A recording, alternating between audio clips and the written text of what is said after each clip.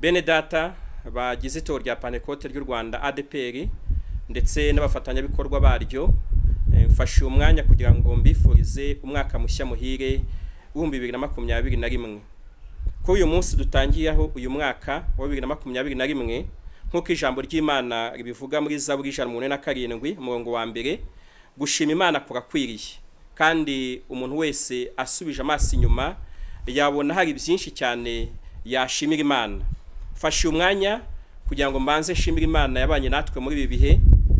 Ni umwaka twahuyemo n'ibintu bitandukanye, ariko cyane kangarukiye ku cyorezo twahuye nacyo, nubwo kitararangira, ariko ni icyorezo cyatumye hasubika ibintu byinshi.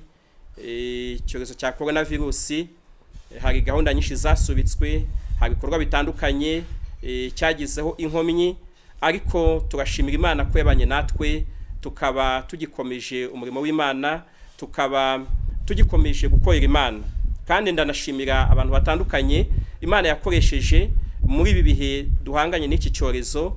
By'umwihariko ndashimira ubuyobozi bw'igihugu cyacu butahwemye gushyiraho amabwiriza n'ingamba zo gufasha abanyarwanda uburyo bakitwara mu rwego rwo kurinda ubuzima, mu rwego rwo gukomeza kubaho duhanganye n'iki cyorezo. Turabashimira cyane, kandi nkomeze kubasaba mwe mwese kugira ngo amabwiriza duhabwa dukomeze tuyubahirize, nubwo iki cyorezo kitarashira, ariko hamwe no kubahiriza amabwiriza duhabwa ndetse n'iby'Imana izakomeza kudukorera. Turizera yuko iki nacyo kizahagarara, kizatsindwa, Imana izakomeza kubana natwe iduha umugisha.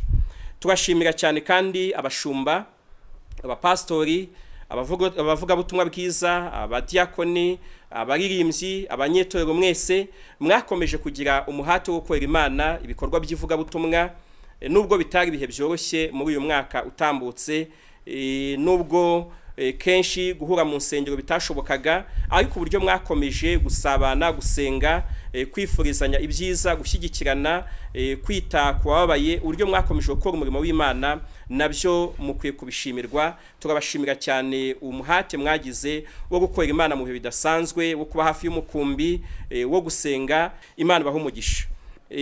Nubwo kandi byari bitoroshye, turashima ko ibikorwa byinshi byakomeje dukora nk'itorero, harimo ibikorwa by'ivugabutumwa nk'uko nabivuze. Turashimira Imana yashyigikiye ivugabutumwa, ndetse tunashimira abakristo mu bikorwa byo kwita ku nsengero aho ivugabutumwa rikorerwa. Mu nsengero dufite zirenga 3,117 hirya no hino mu gihugu. Ivugabutumwa ryarakomeje, nubwo ari umwaka abantu batahuyemo cyane, ariko twagize abizera bashya, abantu bakiriye Yesu Kristo nk'umwami n'umukiza bagira hafi 4,500. Byo turabishimira Imana, kandi dukomeza gusenga ngo abo ngabo Imana ibakomeze. Turashimira Imana ibikorwa by'ivugabutumwa byakorewe hifashijwe radio y'itorero, Life Radio n'izindi mbuga nkoranyambaga. Izo zose nazo turabizi ko zageje ubutumwa ku bantu bari hirya no hino, kandi bamwe bagiye baduhamiriza uburyo bakiriye ubutumwa bwiza bakihana, abandi bagasubizwamo intege. Ibyo turabishimira Imana ko nubwo byari bidasanzwe, ariko ivugabutumwa ryarakomeje, kandi imbaraga z'Imana zakomeje gukiza abantu, kandi Kristo yakomeje kwerekana mu itorero rye. Imana ishimwe cyane. Ariko harimo n'ibindi bikorwa nko gutunganya aho abantu basengera, ndetse bikajyana no kubaka insengero zijyanye n'igihe. Dushimira amatorero yakomeje kubaka insengero zijyanye n'igihe, zijyanye naho twifuza gusengera heza. Turashimira amatorero amwe namwe, ntitwavuga yose, ariko hari nk'itorero rya Muhoza turashimira urusengero bari kubaka, hari itorero rya Remera, hari itorero rya Nyarugenge, n'abandi mwese turabashimiye, n'abakomeje kugira ubwitange bwo kuvugura aho basengera. Mwe mwese tubasabye umugisha. Ikindi ni ibikorwa byakozwe byo gufasha abatishoboye, bivuye mu bwitange no gufatanya kw'abakristo, cyane cyane mu bihe byaguma mu rugo, aho abantu begeranyije ubushobozi bafite bagatanga inkunga igera muri 245 kugira ngo dufashe abatishoboye kubona ibyo kurya. Ikindi ni icyo kubaka ibyumba by'amashuri.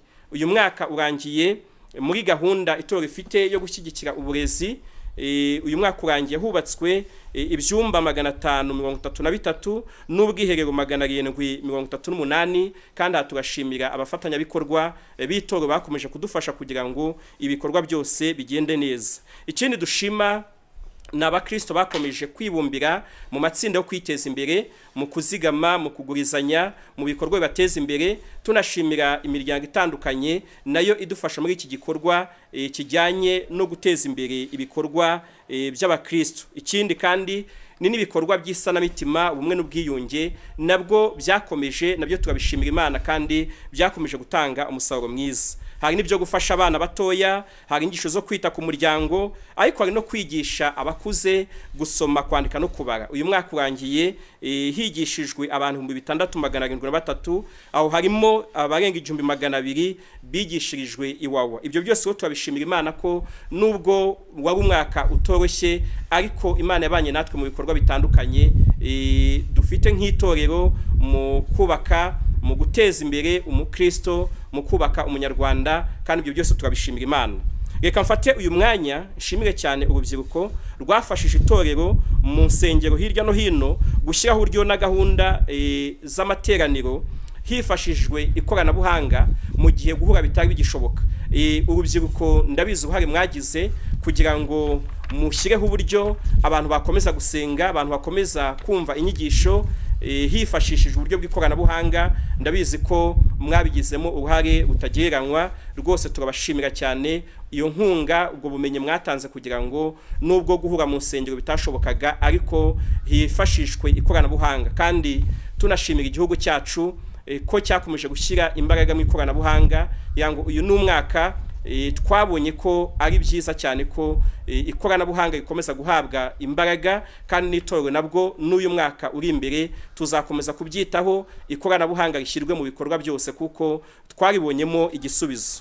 Nk'uko mubizi kandi uyu mwaka tusoje itorero rifite komite y'inzibacyuho ifite mu nshingano kureba ibyavugurwa mu itorero mu rwego rwo kubaka ADPR mu buryo burambye. Ibi nabyo biri mu byaranze uyu mwaka turangije. Tuboneho kubashimira nk'abanyetorero uruhare mukomeje kugira mu gufatanya na komite y'inzibacyuho, byaba mu bitekerezo, byaba mu kubasengera, kugira ngo turebe ari ibiki byakorwa mu itorero. Hari ibyo twatangiye gukora, ariko n'ibindi byose muri uyu mwaka dutangiye tuzafatanya, byose bizagenda neza kuko Imana ifite umugambi w'ibyiza ku itorero.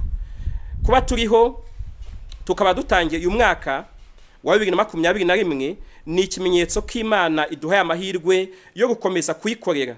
Imana iracyadufiteho umugambi.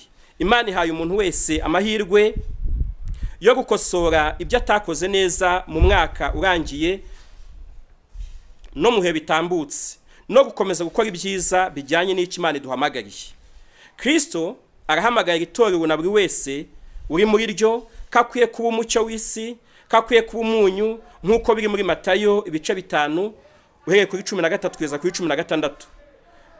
Duhamagariwe kuba abantu bahindutse rwose by'ukuri, bityo tukazana impinduka nziza duhereye mu miryango yacu, aho dutuye, aho dusengera, abo tubana nabo, abo dukorana umurimo umunsi ku wundi. Buriya nta watanga icyo adafite, nta wahindura umuntu amugira icyo nawe atari cyo. Buriya ubuzima bwacu n'imyitwarire yacu ya buri munsi mu byo ducamo byose byerekana niba koko yaraduhinduye. Na niyo mpamvu iyo twifuza kuba umucyo, iyo twifuza kuba umunyu, birasaba ko buri wese abanza gahinduka, abanza kuvuga koko niba urumuri twifuza kuba rwo nawe ufite muri wowe, kandi urumuri nta wundi ni Kristo wa muri twebwe akaduhindura, maze tukamurikira abandi. Iyi kwiye kuba intego yacu y'umwaka, yo kuba urumuri, yo kuba umucyo, ariko bigahera ku muntu ku giti cye. Ni byiza ko buri wese afata umwanya wo kwitekerezaho no gufata ingamba, yibaza icyo akora ngo itorero rigumane cya cyanga cyo kuba umunyu ndetse na rwa rumuri rwo kuba umucyo. Ari njyewe ari nawe, buri wese afite uruhari kugira ngo itorero rimurike, kugira ngo itorero rigire icyanga cyo kuba umunyu, cyo kuryohera abandi. Impinduka twifuza muri uyu mwaka naho zishingiye. Ndabizi ko abakristo murasenga kandi murifuza ko haboneka izi mpinduka nziza, ariko Imana nayo irabiduhamagarira kandi ishyigikiye ko itorero riba umucyo, itorero riba umunyu w'isi, itorero rimurika kugira ngo abantu bamenye Kristo. Ibi turifuza ko bihera mu miryango yacu, turifuza ko biba iby'umuntu wese ku giti cye, na niyo mpamvu uyu mwaka mu byo twifuza kuzitaho nuko tuba itorero rifite ubuzima, rifite imikorere myiza, bihereye mu muryango bikaza ku mudugudu aho dusengera, bikajya no muri paruwase hahandi duhurira nk'abakristo, kugira ngo uyu mucyo, uru rumuri bibashe kugera ku bantu bose. Iki ni Imana iduhamagarira, na niyo mpamvu umuntu wese akwiye gusenga no guharanira kugira ngo ataba inkomyi, ataba impamvu y'ikintu icyo ari cyo cyose cyatuma itorero ritaba umucyo umurika. Icyo dusaba abakristo, abanyetorero rya Pantekote mu Rwanda ndetse n'abafatanyabikorwa bacu, nuko buri wese akwiye guharanira kuba umucyo, agatunga umucyo muri we, kandi uyu niwe Kristo. Ikindi cya kabiri ni icyo gukora ibikorwa byo guteza imbere imiryango yacu.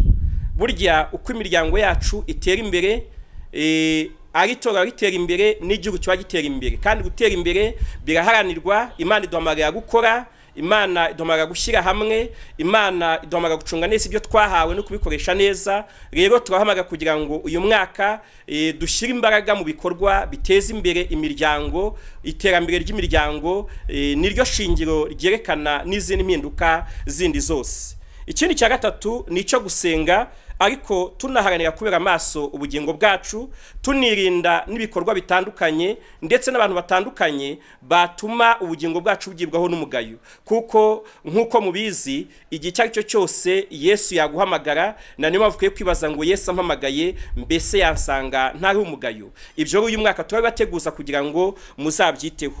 Ntabwo navuga gushimira abashumba, ariko nabo mbaha ubutumwa bw'uko dukwiye gukomeza kwibaza ngo nicyo abakristo badutegerejeho, niki Yesu nk'umushumba mukuru ashaka ko duha abakristo cyangwa se umukumbi yaturagije, nicyo ashaka ko tubaha umunsi ku wundi.